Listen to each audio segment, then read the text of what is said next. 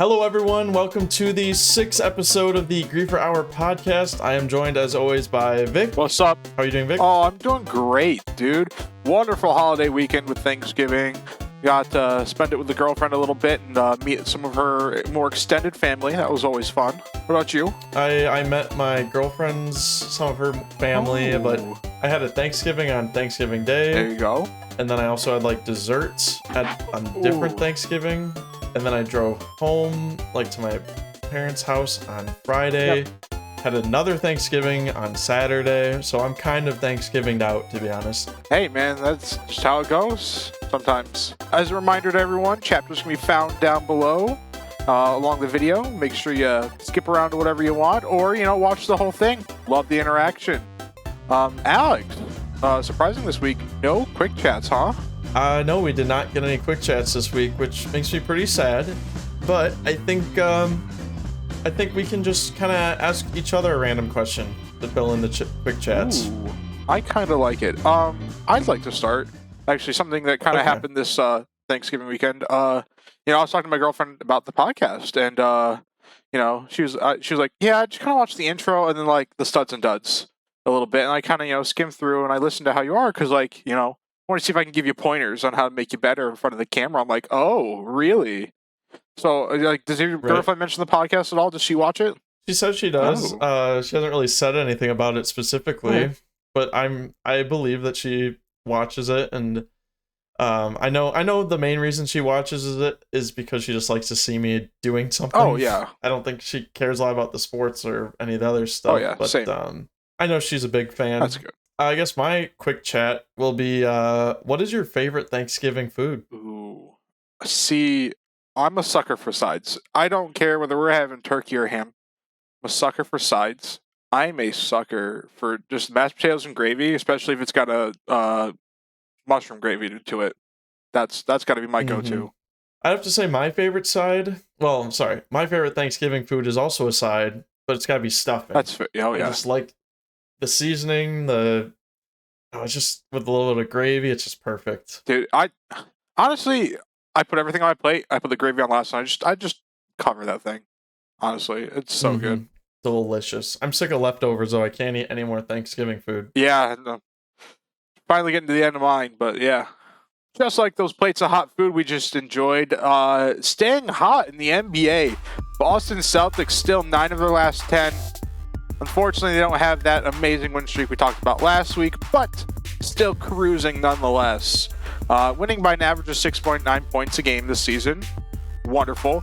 Next 3 games are looking smooth. They've got the Wizards, the Hornets, and the Heat. The Heat probably the hardest out of those 3, in my opinion.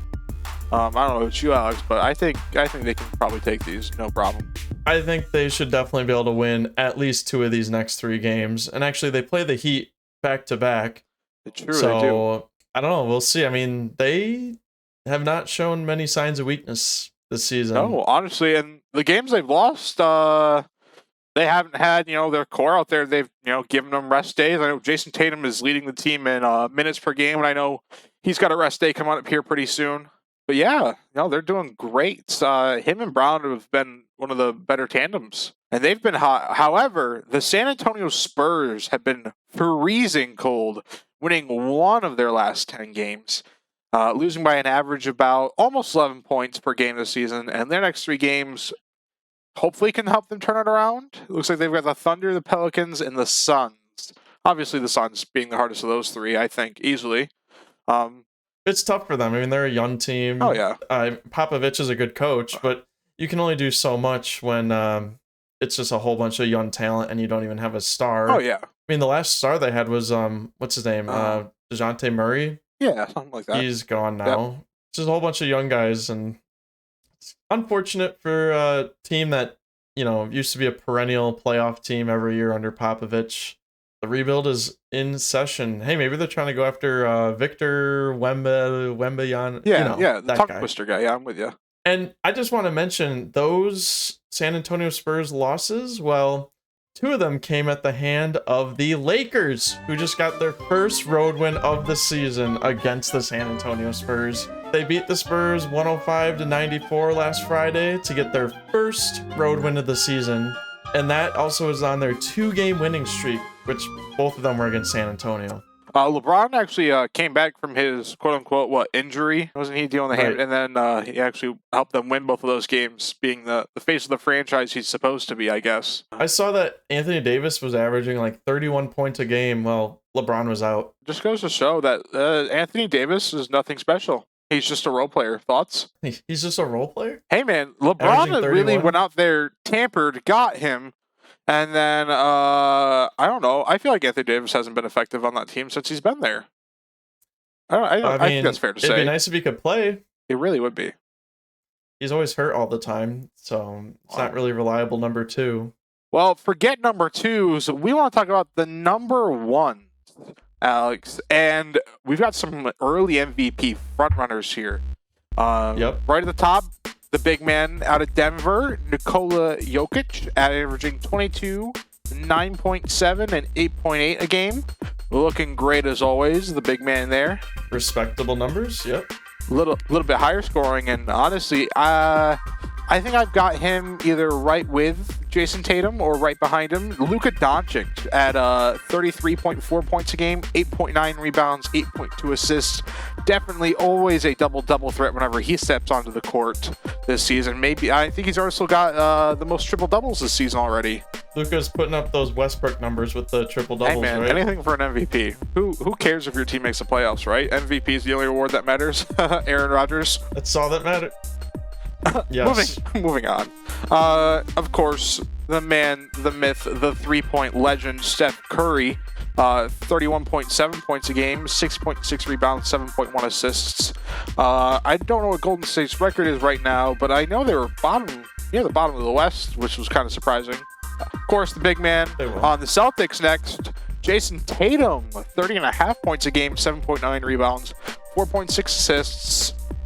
I think we can bump those assists up, and I think we can make him a better all-around MVP candidate. But yeah, he's had an incredible season. I know we talked about them just a little bit at the beginning of the session. Him and Brown, one of the better tandems, honestly, this year. And then last but certainly not least, Mr. Donovan Mitchell of the Cavs now.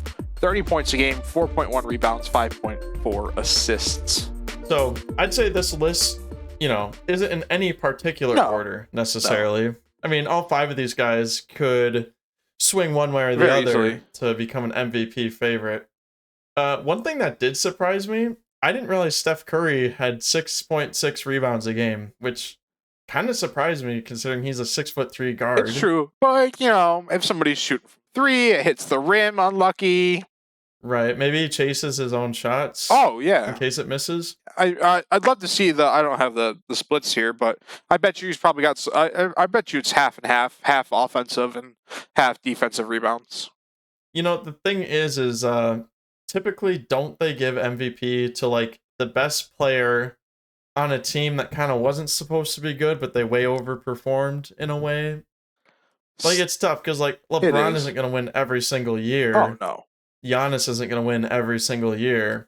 You look at all 5 of these players, I could totally see Donovan Mitchell winning MVP if the Cavs get a top 3 seed in the East. I think that's fair. I think my top 3 guys out of these 5 has got to be Doncic, Tatum, and Mitchell.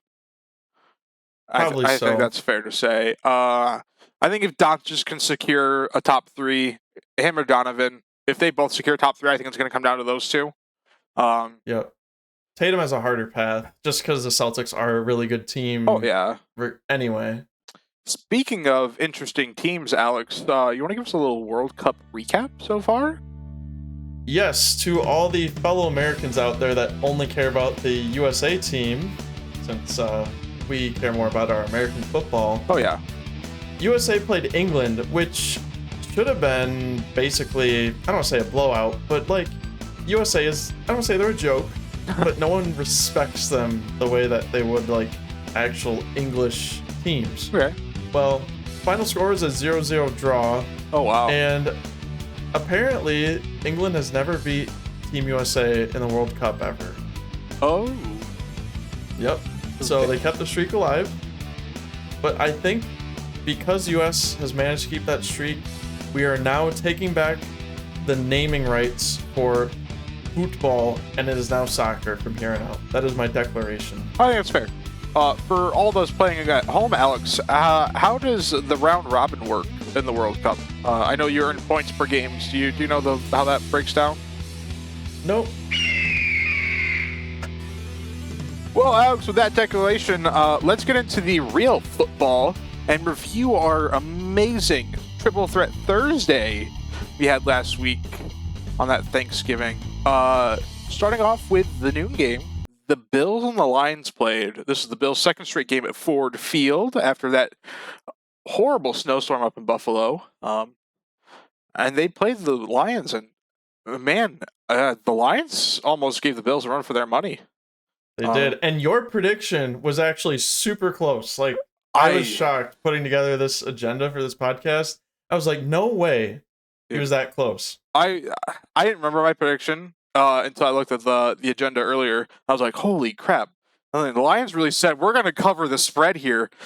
Bills beat Lions 28-25. My prediction was 28-24 Bills. Wild. Yes. Yep. Just 1 point off. And then my prediction was 24-27 Lions. And, you know, obviously I was wrong, but, like, the Lions looked decent. Yeah, definitely that second half. I know it was, 17-14 going to half? And yes, they looked amazing after half. You know, rough game. I mean, they really tried to fight their hearts out. And, I mean, you know, the Bills won on a field goal. I know you really thought that game was going to overtime there for a second, but it's too bad. The Lions look, I don't know how many like single score games they've lost this season, but I feel like, don't the Lions seem to be that team that just always finds a way to lose it towards the end of the game? Like, they just seem to keep it close. Oh, and then they sort of waste it away. Especially with Mr. Jared Goff at quarterback, it definitely hurts them sometimes. Sometimes he looks amazing. All right, here you go. I pulled up the line schedule. Okay. So I'm gonna give you the list of every team or every game that they've lost within like one score. Starting with week 1, where they played the Eagles and lost 38-35. That's right. So 3 points, really close game. The next closest one, they played the Vikings. Vikings scored 28, Lions got 24. Another close game. Next game, Seahawks Lions. This was the really high scoring one. That was a shootout. Yeah, 48-45, 3 points. I'm noticing a trend here, but I won't interrupt you. Please keep going. All right. The next close game, Lions lose to the Dolphins 27-31. So 4 points. Another really close game. The Lions beating the Packers 15-9, 6 points. That's technically a 1-score game. Lions beating the Bears 31-30, close game. And then finally the Bills and Lions, that was 25-28. So I'm curious, what is your observation? Well, because I see a pattern too, but we'll see if it's the same one. It seems to be, and by my count, they're 2-5 in those 7 games. It seems to be Detroit is tying the game with just too much time on the clock, and it looks like the other team goes down and kicks a field goal and wins it, or at least, you know, in the case of the Seattle game, puts it, you know, out of a field goal reach. That's kind of what I was seeing too. Get it really close, and then just kind of you can't collapse. Play, you know, a minute of defense. So I guess Dan Campbell's knee-biters just can't play 60 minutes of football. 59, and they'd be playing overtime, and then they'd probably lose. But 60 is too much for them. Too much. They find a way to choke it out in the end. Do you think Dan Campbell has a job next season? Think they'll keep him around? They are, but they're losing close games. I think you got to give him a chance. Let him see if he can turn the corner next season. And if he's an abysmal, like, 0-8 at the deadline next year, then he's probably gone. But, you know, if you can go 5-3 by the trade deadline next year, I think Dan Campbell has a job. I'd like to see how he finishes this year. If he finishes this year horribly, obviously he's gone before, free agency. But honestly, I think the Lions are still in somewhat of a playoff hunt, aren't they? I mean, they're technically not out of the playoffs because their record is 4-7 right now. So I'm guessing mathematically they are not out by any stretch of the imagination. No. But according to 538, they have an 8% chance to make the playoffs. I know they need a lot of help. That loss on Thursday was bad. I think if they win out and lose maybe only one other game, I saw somebody calculating it the other day, maybe 2 losses, they can still make it. That's a stretch. It is. There'd be a lot of teams that have to collapse. But there are teams that are worse than them. There are teams that are better than them. I think they've got a relatively decent end of the season. I know their next couple of weeks are Jacksonville and Minnesota. Those will both be big games. I think they're honestly not too bad as far as chances at winning. Maybe that Vikings game might be a little harder, but maybe they got a chance. It'd be interesting. Anyway, moving on to our afternoon game, Cowboys. Oh man, another close game with another good prediction. However, out of you, 28-20 was the final score. Cowboys beat the Giants. I mean, that score is kind of a little bit misleading. I know the Cowboys had a little bit of a bigger lead going into the fourth. I think it was 13-28 going into the fourth. After the Giants led at halftime. We both had pretty good predictions. You predicted the right Giants score with 20. You were really close with 28-21 Cowboys. Yeah. Both of us off to crazy predictions here. I think we should get into betting, like sports betting. Honestly? We seem to be close. We're getting better. I think the more of these we do, the more realistic we get. I don't really spend too much time on this game. It's the Cowboys, so I don't want to give them any praise. No, I mean, we gave a bunch of time to the Lions and Bills, who are far more deserving of our time than Cowboys. Speaking of people deserving of our time, I guess we can give it to Kirk Cousins since he won a primetime game. Finally. Yep. It took 2 Kirk Cousins to win a primetime game. Vikings beat the Patriots 33-26 on a horrible special teams blunder by the Patriots that just kind of changed the game. That horrible running into the kicker. It's very sad to see a helmet touch the cleat of somebody's cleats, and I hate to see that. That's so unsafe for the players. Got to throw the flag on that, huh, Alex? You sound a little salty. A little bit. I understand the rule, and it's a good call. I can't hate on that one. The call I can hate on is the absolute trash call on the Hunter Henry second touchdown. That clearly broke the plane after he had obvious control of it. Did he make a football move with the ball? I think reaching out with the football counts and turning. I know a lot of people are saying that Jesse James' catch from a couple of years ago is coming back to bite them in the ass. I thought the Jesse James one was a catch. I said that call was wrong when I first watched it live. Another catch this season, Travis Kelce fumbled the ball after hitting the goal line a couple of weeks prior when they played the Colts, and that was ruled a touchdown, and he completely dropped the ball. I saw no difference in either of those plays. Dez caught it against Green Bay back when he was still able to play, I believe. There's been a lot of questionable calls this season alone, and a lot of it when it comes to what's a catch, what's not a catch, and just honestly horrible officiating this year. I really hope they do a review at the end of the year and make some changes, because it's been a horrible year for calls, I think. Do you want to be on that panel? Do you want to I would love meet to with attend. them and be a guest to that and give your 2 cents? Unfortunately, I don't have millions of dollars and own a football team, so I can't. But I'd love to. I think most people sitting on a couch just could, armchair refereeing could definitely make a call way faster. Yeah. What are your feelings on that play? I'm assuming you watched the game. Yeah, I saw. Are you talking about the Hunter Henry play? Yeah. Just the game in general. What are your thoughts? The only thing I can say about the Hunter Henry play is the NFL needs to find a way to define what is a football move. Where does the possession start? It's so inconsistent what is considered a completed pass. It definitely is. I think the ground can't force a fumble thing, I think those are pretty easy to spot. If the player is holding the ball and it hits the ground and it pops out, that makes sense. Because you should be technically almost down by contact. Yeah. In that case. The Hunter Henry thing, I mean, he had a hold of it with both of his hands. Yep. He came down to the ground. So the ground can't force a fumble. Yep. So therefore, when he's still holding it and it's touching the ground, like he still has it. And when he's rolling over, he's still holding the ball, is he not? Right up until he's on his back. Like on his stomach, he has it, and then as soon as like his back is flush with the ground, then he loses it. And by that time, he's already down. Not only has his foot hit, not only has his elbow hit, not a knee is hit, his full side has hit the ground, and the ball's still in his hands, and it's across the plane. It's touching the end zone line.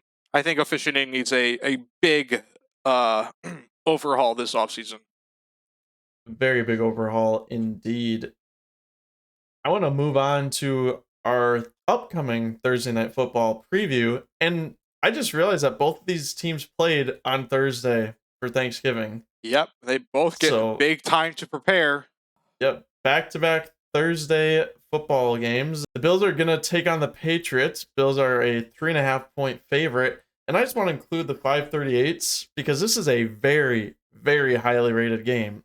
87 quality, 90 importance, so an 89 overall. Big AFC East matchup. Yep, you can't knock that. This is big for the division. I know the Patriots need to win bad after that horrible loss. A Jets win this past week and a Bills win on Thanksgiving. They need this to keep themselves definitely in the playoff hunt. This is very important. It's at Gillette. It's definitely going to be the best Thursday night game, I think, this season. I think there's going to be a lot of scoring. Whether it's one-sided or both, I don't know. What do you think, Alex? I want to hear your thoughts first. All I'll say is that I get flashbacks to last year's game where the Bills played the Patriots. I think it was later in the season. Yep. And that was the game where the Bills did not have to punt once. I think. Do you remember that game last season? I believe that's the playoff one where they beat them like 45 to maybe 10. I have to say, I think the Bills are going to win this game. Yep, and this is their first meeting this year. They play this Thursday, have an off week, and then I think they play again in Buffalo, mind you. I'm sorry, Vic. I just don't think the Patriots are going to beat the Bills. That's fair. Nothing personal. I just think Josh Allen. Oh no, that team is a little bit better than Mac Daddy Jones, but I'm gonna get to my score now. So okay. Bills are favored by 3.5, and I assume the spread is so close just because it's a big division game. Oh yeah. But I still think the Bills are going to win by at least 10 points. Wow. I'm sorry. But Patriots do have a decent defense, so I'm going to say the final score is going to be 28-17 Bills. I know the Patriots aren't winning it. I'm not going to take this homebody stance. If they pull off a great win, then so be it. Hopefully I can just curse the Bills by picking them. We'll see. I like your score. I like the spread more. I think it is going to be a 3-point game. Give me the Bills 31-28. I think Mac Jones and the offense are going to build off what they did last week. They're going to get 4 offensive touchdowns. I can see it with them. Ramondre Stevenson looks great. I believe Damian Harris is going to be hurt for this game. So Ramondre Stevenson is going to have a great backfield. I believe all the receivers will be healthy. Mac Jones looks like he doesn't matter who he throws the ball to. They always look great. Looks like he's definitely built up his connection with Hunter Henry. Trusts his tight ends a little more. They leave too much time on the clock. And Josh Allen goes down for a field goal. I think for you anyway, this game, I mean, this is a win-win. Either you win your prediction or the Patriots pull off an upset. So you can't really lose. You know what? I think that's fair. This is going to be a great game. Might be watching this Thursday night. I might actually turn on the TV for Thursday night. I will too. I think this might be the best Thursday night football game we've had so far this season. I mean, easily. With Russell Wilson playing most of them, yeah, I think this is an easy one. Yeah. Another interesting game, which is also a 3-point spread for a Sunday game. Dolphins-Niners. 49ers have looked pretty interesting the last couple of weeks, doing okay. They shut out the Saints this last week. And the Dolphins got a win over the Texans, so who cares? The East is still pretty tight. Everyone's still, jostling for wins. Who's going to win the AFC East, I think, is a legitimate question this season. I know everyone thought it was going to be a sweep for the Bills, but after losing those crazy games they did, it's been closer and closer each week. Having Tua look great this year. Everyone counts for the Dolphins. Isn't that right, Alex? Yeah, I think for the Dolphins, I don't know if the whole every game that Tua doesn't die in, they win. They haven't lost a game since he's been back, has he? Nope, not that I. So as long as Tua doesn't get a crazy concussion, they should keep winning games. Theoretically. I think this Niners team is going to be, outside of the Bills, some of the bigger competition they've faced this year. They haven't had a cupcake schedule by any means, but... No, but not like it's been hard. No, and what's surprising with this is, they're in the NFC West, where everyone thought that Niners are going to have to be competing with the Super Bowl champion LA Rams and the amazing Arizona Cardinals, but both of those teams have kind of sucked this season. Oh, well, and with Cobb releasing, no offense to Kyler Murray, he's been out with a back sprain. Too much carrying in Warzone. He has. He's been out. He has not played football since Warzone came out. Nope. That's a crazy thing. Unfortunate timing for an injury, really. Screw the AFC East. Give me the Niners. I like the spread. I like the Niners team. I love that Jimmy's back at the helm. He's looked great. Definitely with Trey Lance going down, it made way very easy for him to come back to the helm. But yeah. So give me your score. You said Niners are going to take this game. I'm taking Niners. Yep. You know what? To hell with the spread. Give me the Niners 28-21. I feel like Jimmy's just going to pull out an extra touchdown. The Dolphins are going to come in thinking they got an easy game. And you know what? They're going to rattle Tua. That D-line looks amazing for the Niners, and they're just going to get to the quarterback more than the Dolphins are. I think that's the key to win. I'm sorry. I can't take the Niners in this game. I just can't do it. The Dolphins have a more offensively... what's the word? They're very top heavy on offense, I would say. I mean, Raheem Mostert's not really scaring anyone at running back. No, and actually he was out. He inactive this week too? He was. So he's not really a factor. And Tyreek Hill and Jalen Waddle are a really good wide receiver core. Yep. I just see how the Niners seem to struggle a little bit offensively. I know they have a really good defense, which is going to affect my score predictions. Okay. So give me the Dolphins 21-17. And that's basically the spread. It's yeah. It's a 4-point spread. So close game. I just think Tua's going to eke out Jimmy G a little bit with their offense. Okay. All right, our next game is a rematch of the AFC Championship game, and honestly, this might be the highest ranked game of the entire season. I think you're right. This is Chiefs versus Bengals. Yep. 96 quality, 93 importance, 95 overall. This is box office. This is a huge AFC matchup between two of the bigger powerhouses in that conference. And right now, the Bengals are chasing the Ravens to win the AFC North because they do not want to be in any sort of wild card situation. Or maybe that is what they want. Weren't they a wild card in their Super Bowl run last year? They were. They did not have a home game. They had a big streak of winning at other opponents' stadiums with the what was it? The big Bills. Leg of Evic McPherson there. Yeah, big leg. Big third leg too. So I'm gonna go out and I'm gonna win this. But you literally said that. That's the best. Twice, I believe. I believe you said against the Titans and then again against the Chiefs. Back-to-back weeks. How can you not root for a guy that's like that? I mean, that's like Nick Foles reincarnated into a kicker. Yeah, he can't be reincarnated. He's not dead. Well, he's not dead, but Yeah, moving on to predictions. Okay, so my prediction, the spread is 2.5 points. I mean, come on. Chiefs are going to win this game. Sorry. I love Joe Burrow. I love the Bengals. Yeah. I don't see them putting together a game that's just going to blow the socks off of the Chiefs. So give me the Chiefs. I will say it'll be a shootout, but give me the Chiefs 38-33. Wow. High scoring game, but the Chiefs pull out the win on a game-winning drive from Patrick Mahomes. In fact, I'm going to put that right here in the notes. I'm going to say Mahomes game-winning drive. That is my prediction. Wow, that's kind of where my mind leads me. Not that the Bengals have been bad offensively.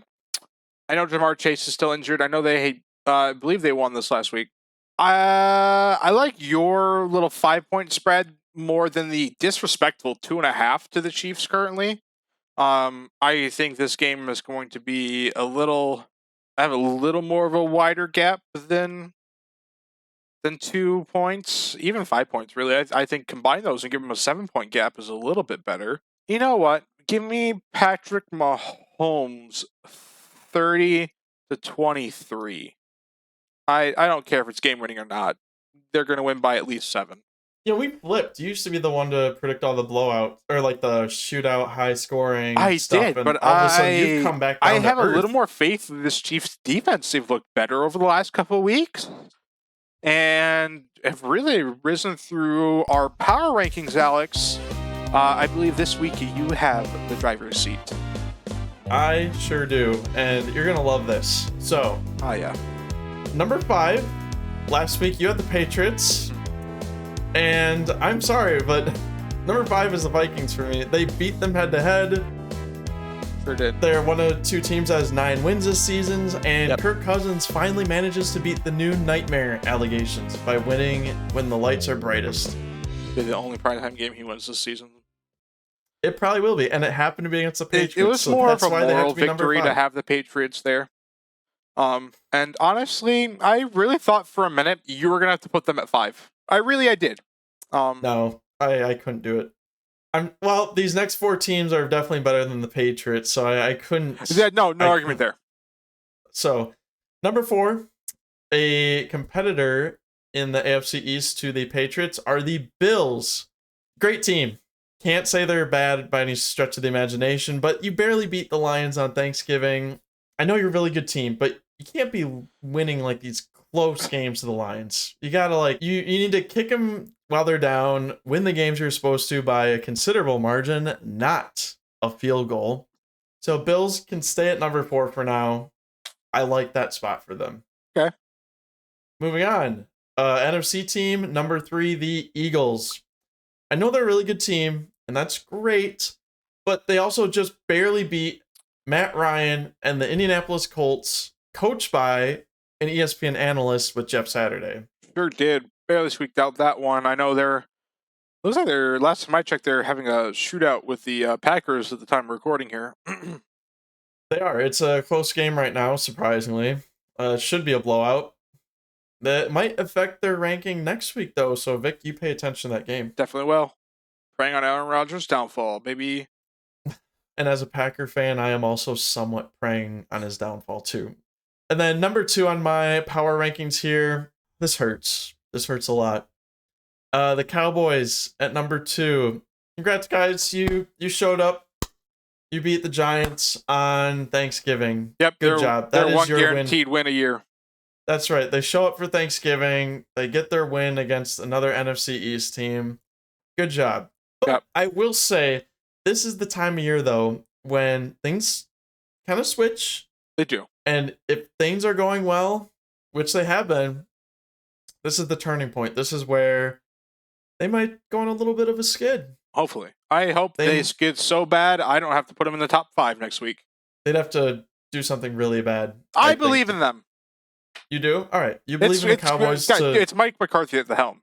As Stephen A says, what can go wrong will go wrong. I believe that's Murphy's Law, but you know what? I'll let Stephen A have some sort of a catchphrase.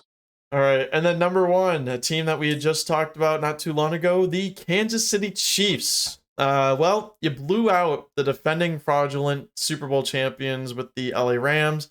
Congratulations. But overall, this team's been pretty good this whole season, and they I think are the team to beat in the AFC, even more so than the Bills. Just Patrick Mahomes is that guy. Fair enough. And no offense to the Rams. I believe they played without Matthew Stafford that game. Is he still out with They did. Okay. I think he's still out. So it's just the Rams shouldn't be this bad. No, I understand. You're right. They shouldn't. I mean, Cooper Kupp's gone down with an injury. Their running game is nowhere near what it's been, and not having Matthew Stafford is a big loss for them. Hashtag fuck them picks. Am I right? Yeah, it's really working out well for them, isn't it? So well. Speaking of something a little more exciting, Alex, actually, as far as our gaming section goes, there's a very big awards night going on very soon. The 2022 Game Awards are coming up, and you can go and vote now, viewers. Make sure you get your votes in. We're going to go through some of the bigger categories that I picked out here. Maybe we'll go over some of them, because we do have, I believe, one more episode before the Game Awards. Maybe two. I think we have one more. Yeah, one more? Okay. So give us the first category. First category, the biggest hitter, as always, Game of the Year. Obviously, headlining that division is obviously Elden Ring, God of War Ragnarok, followed very closely by A Plague Tale Requiem, Horizon Forbidden West, Xenoblade Chronicles 3, and also kind of a surprise here, the cat game Stray. Do you have like a favorite that you think is probably going to win it? Obviously, it comes down to Elden Ring and God of War Ragnarok. I feel those games were two of the best received games this year. And I think, honestly, I'm going to give it to God of War Ragnarok. It looks better graphically, and it looks a lot better story-wise, I feel, than Elden Ring. Yeah, it's a different style of game. Like, it is. Ragnarok is way more of a story-driven game. Like, not saying Elden Ring isn't. No. But Elden Ring's a little more of a grind, dungeon crawler-ish kind of game. Yeah. And the other thing is, like, I'll agree with you. I think God of War Ragnarok's going to win Game of the Year. But also, you got to take into account recency bias. I mean, God of War Ragnarok came out very recently.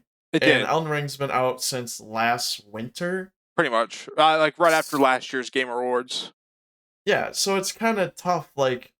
I know, and that's where I think, and that's where it loses a lot of traction for me. It's been out way longer, and people are gonna see God of War Ragnarok like, ooh, I know that game so well. I've seen it all over my YouTubers. Definitely Game of the Year. So unfortunately, I believe Sony's gonna come away with the Game of the Year. I think it's more of a time of release thing, but moving on. Another decent category. Very interesting when I saw the lineups for it. The best ongoing game, and it looks like it's a couple more multiplayer games, Alex.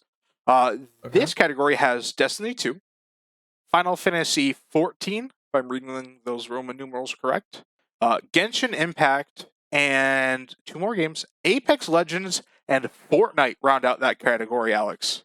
Any of those stand out to you? Because I have one that does stand out to me. I hate to do it, but Fortnite stands out. I think they've turned around things very recently. They definitely have more consistent updates, more patches, more community support than Apex, and I think it edges them out for this. Well, I was actually going to say Apex. Ooh. I'm not saying Fortnite's dead. I'm not going to be one of those guys that go, oh, Fortnite dead game. Because it's obviously not. People still play it. They still put out content for it. I think Apex, though, I mean, I miss Apex slightly. Just a little bit. I yearn for it just a tiny bit. If COD really pisses me off, I could see myself playing either Apex or a little Fortnite no build, one or the other. That's fair. In terms of the other ones in the listing there for ongoing, Destiny 2, I know that fan base, a lot of them complain a lot about the state of the game, and they're like, oh, we don't like where the game's headed, so hard to really root for that one. Final Fantasy, I don't know. I don't pay attention to that game. No offense to all the people that like Final Fantasy. Genshin Impact is the one that I see a ton of YouTube ads for, so it's more of an annoyance to even hear the name and think about the game. That's fair. I'm gonna add this section in here real quick. I'm gonna go with best community support as well in this list of headline games, and mainly because is that a thing? Is that an actual category? Yep. Recognizes a game for outstanding community support, transparency, and responsiveness, inclusive of social media activity and game updates/patches. I feel like that's included with best ongoing game. I feel like these two go hand in hand, so I feel like I have to talk about it, especially since most of the games are the same. Apex, Fortnite, Destiny 2, Final Fantasy 14, and rounding out the category is actually No Man's Sky. I feel like this award goes hand in hand with the one we just talked about, and I'm going to give it to Fortnite again.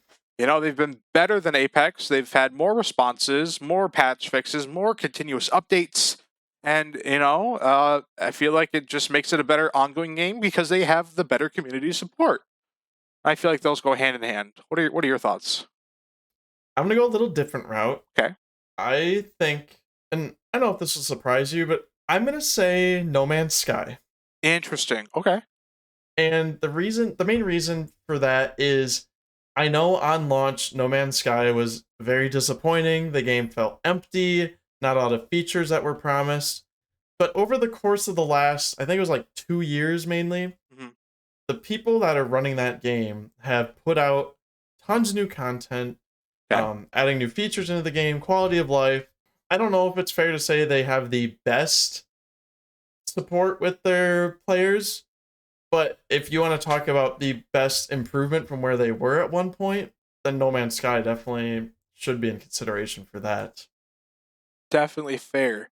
Moving on to our next category, best multiplayer for outstanding online multiplayer gameplay and design, including co-op and massively multiplayer experiences, irrespective of game genre or platform. By the way, I'm gonna start off with the kind of the duds here.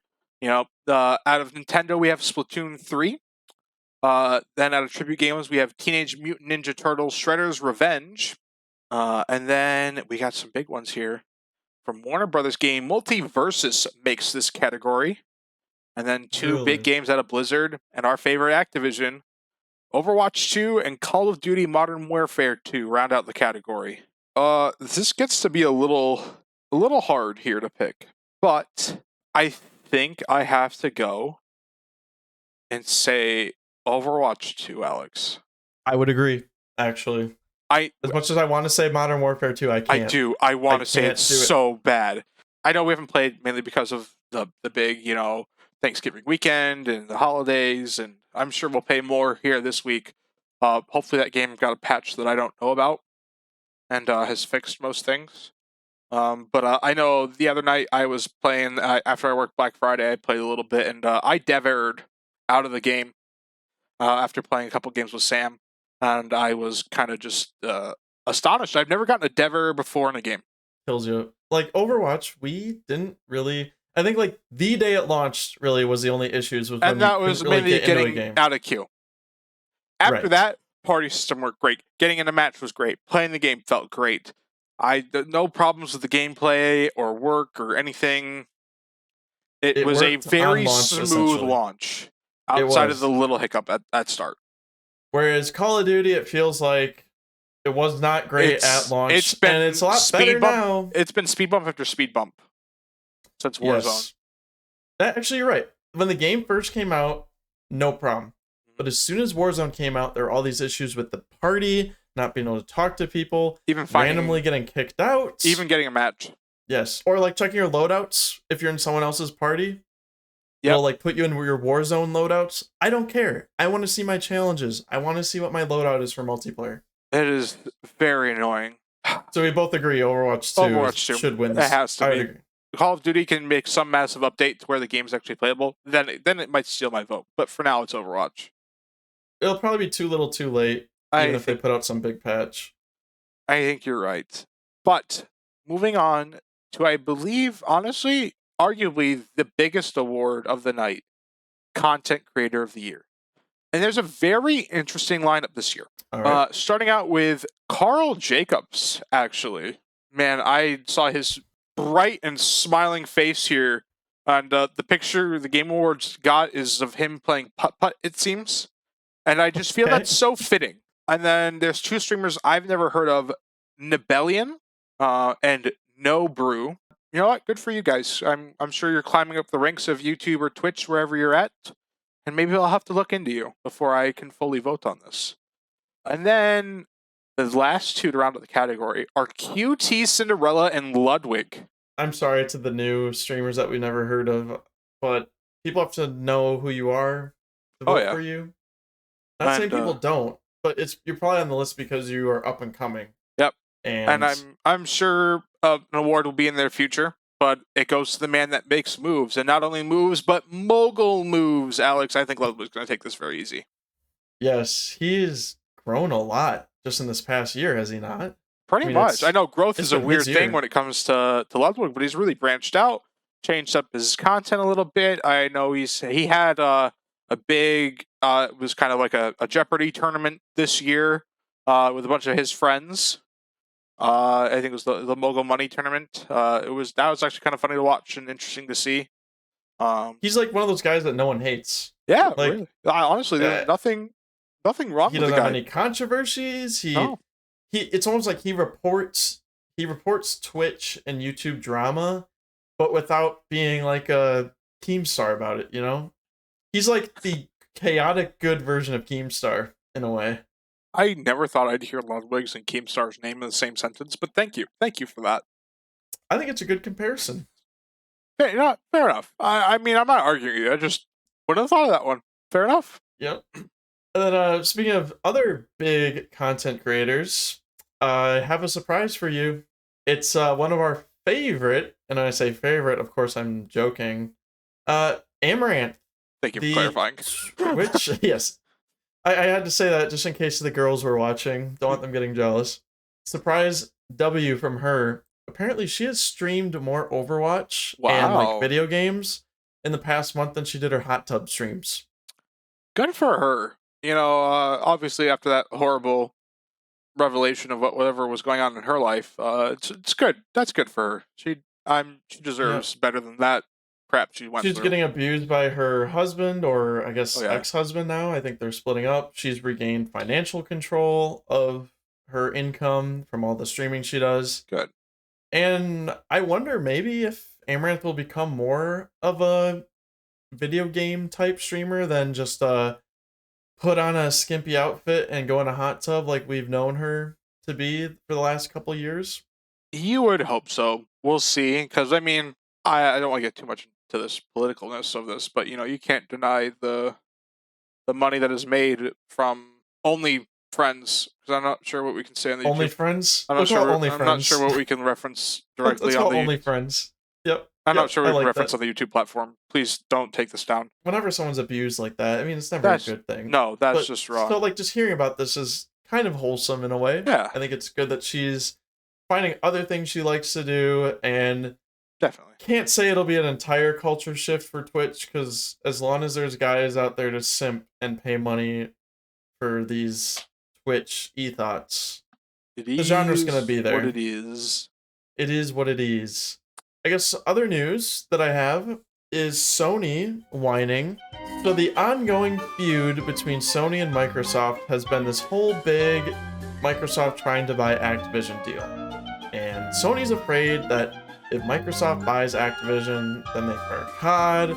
They're gonna make it exclusive, even though that can't even happen for like another 7 years. Okay? We're talking like another generation of console will be out for both of them 7 years. But you gotta remember, Alex, this is the first year of them doing every other year, or is that next year? This is the first year, because technically the update for Modern Warfare 2 next year isn't a game, even though isn't it paid? It's like paid DLC. It's technically not a game. I know that's the rumor, and I'm gonna keep attaching the word rumor to it until we know. I believe it's just year 2 support. We'll see as far as DLC goes, which would be kind of bogus, but can't blame them for trying to make money. But that every 2 years is going to eat that contract up really fast. So really, they've only got 3-ish titles, and that 7-year span, maybe 4. Here's what they do. Here's what Microsoft does. So they'll end up acquiring Activision. The contract ends whenever. I don't know. The next Xbox console will release in the next 10 years, we'll say. The game launches with a Call of Duty exclusive game. I could totally see it. To be a console seller, like have it a bundle. Like you buy the new Xbox, you get the newest COD. Oh, I can see that happening. Okay, interesting. I guess, and the whole reason I brought up the whole Sony whining thing is because this is kind of a stray at Battlefield. Sony says that Call of Duty is too entrenched for any rival, no matter how well equipped, to ever catch up. And they say that Call of Duty is the best or almost the best selling game every single year for the last decade, and that other publishers do not have the resources or expertise to match its success. So that's basically saying Battlefield, you have not been good since Battlefield 4 is essentially what they're saying. And they're not wrong. Well, has Battlefield ever rivaled COD when it comes to No, I mean, they console? never, I don't think they ever have. The only chance maybe is when people did not like Infinite Warfare. Yeah, that and Ghosts probably. I was going to say against Vanguard, but that was also when Battlefield released 2042. Well, so glad we bought neither of those games, by the way. I am very glad I saved my hard-earned money for Modern Warfare 2. So, and like you said, the whole Sony's about to win their game of the year. Like, shut up. Just shut up. I don't know. I'm tired of hearing about it. Honestly, it's kind of a dud this week, Alex. Moving us into our last and final segment of the podcast. I don't know if it's a fan favorite, but it's a favorite of mine. Definitely up there. Duds and duds. I will start us off this week with a kind of an interesting dud. I'm going to pick a team that just blew a very impressive streak in the NFL. We mentioned them at one point. The New Orleans Saints ending a streak of never being shut out. They were shut out this last week against the 49ers, 13-0. That streak, Alex, was 332 games without being shut out. The last time they were shut out was when Drew Brees was a rookie on the Chargers. That is how long that streak goes back. On the flip side of that, I'm not sure where I stand on this stud. Give me Chris Godwin of the Tampa Bay Buccaneers. Oh, thank God. Reeled in 12 of 13 targets for 110 yards and a touchdown. That's a pretty good day for a receiver to only miss one target. I don't remember if it was overthrown or a drop, but to only miss one target, that's a pretty good day. That is pretty impressive. And luckily, we do not have the same stud and dud.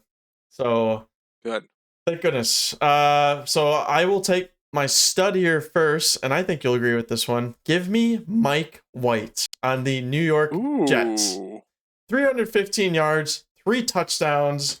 It's just like Mike White from last year, right? True. And everyone's like, oh, we don't need Zach Wilson. Give us Mike White. Yep. And then he had like really bad game, and everyone forgot that even happened. But Mike White showed out, had a good game. As long as the good outweighs the bad, right? That's right. And the bad this week, my dud. This may surprise you a little bit. I am going to have to say my dud is Christian McCaffrey. Ooh, I almost went with him. Ooh. You almost went with him? I did. Well, and you understand why then. Oh, yep. He has been underperforming abysmal. Horribly. Yes. What? He had 19 attempts. Yep. 11 attempts for 32 yards. I mean, sure, he's had a few catches, but is this RB2? No, that's not even, that's a bench spot in fantasy. I believe he had, 8.9 fantasy points this week? Yep. Something it's like been not as electrifying. And maybe it's just because he came middle of the season, doesn't have a real role with the team. But he's also performed in other games, Deebo Alex. Samuel. I don't know if it was like a game plan issue or what, but he was shut down. And just like I like both of your picks, Alex, I like all of you viewers who clicked on this video, whether you're listening, watching everything, watching bits and pieces, every little bit of interaction counts. We thank every one of you. We would love it if you're returning on the regular. Why not subscribe? Also, if you help us out, hit that like button, ring that bell for notifications when this goes live. You can watch us every Wednesday on the Shootser. And I just want to say one thing. We need quick chats this week.